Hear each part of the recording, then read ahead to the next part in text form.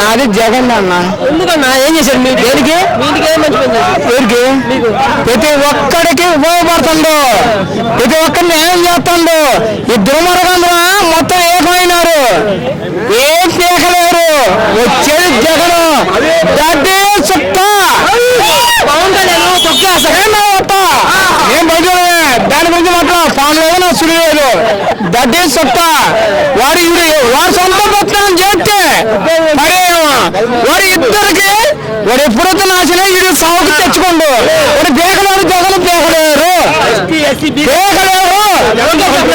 జగన్ పని అయిపోయింది. కుర్చీ మాట్లాడి నేను కుర్చీ మాట్లాడు లోకేష్ గారికైనా పవన్ కళ్యాణ్కైనా చంద్రబాబుకి నేను మాట్లాడతాను. వాడు తిట్టే వీడియో చూస్తాను, మీరు చూస్తున్నారా? నేను పెడతాం మడతా అదో వాడు విన్నారా మీడియాలో? ఇది కాదు, నెట్లో ఏం కొడుతుండో వాడు జగన్ గాంధీ తారు తెస్తా ఏం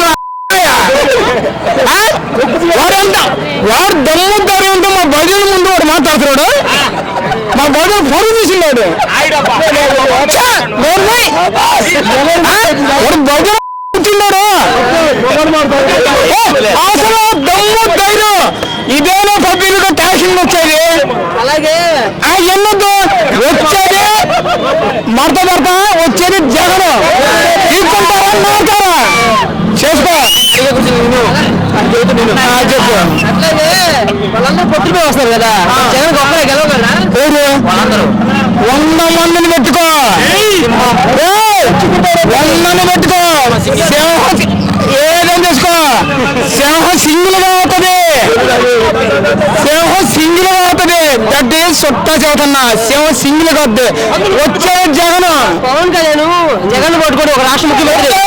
నువ్వు నా 4వ పిల్లలు జగన్ అంటున్నాడు. ఈ కూడా జగన్ అంటే 4వ పిల్లం అంట. ఇప్పుడు జగన్ గారికి ఒక పిల్లం అవుతాడు. అంటే మొత్తం జగన్ గారికి పిల్లం అవుతాడు. మరి ఏమన్నా ఓ మనం గుర్తేదండి.